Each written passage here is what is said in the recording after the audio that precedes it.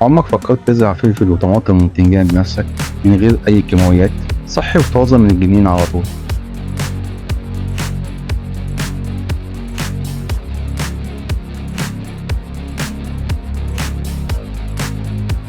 أهلا بيكم يا جماعة. شفت فيديو فاكهة الجامبو اللي فات؟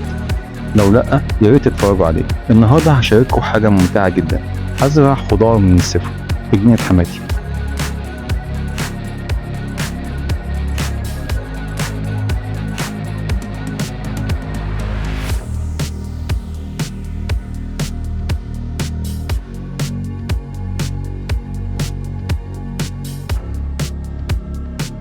بصوا كده، بعد ما نضفنا ورتبنا الجنينة ابتديت أزرع محاصيل موسمية زي الفلفل والطماطم والبتنجان. كل ده بزرعه بإيدي وبنظام الزراعة المختلطة. حد فيكم جربها قبل كده؟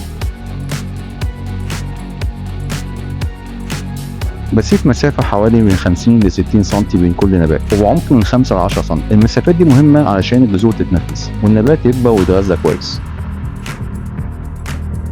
المية دي سر حياة النبات، علشان كده بسقي كل يوم في آخر النهار لما الشمس تهدى شوية، علشان المية ما تتبخرش بسرعة. وبما إننا في منطقة استوائية فالأمطار شبه يومية في موسم المطر، وتوفر عليا مجهود.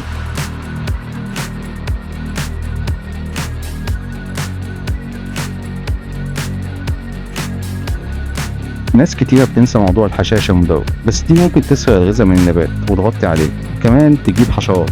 أنا بشيلها بإيدي من غير أي مبيدات، والحمد لله الأمور تمام.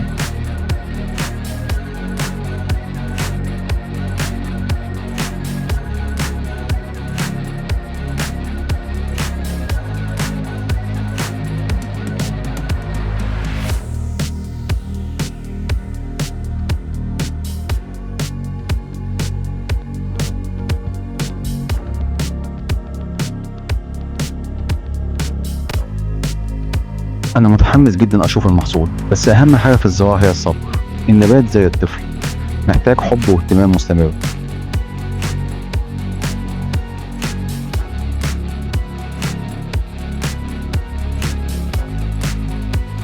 لو حبيتوا الفيديو ده متنسوش تدعمونا بلايك وكومنت وسبسكرايب.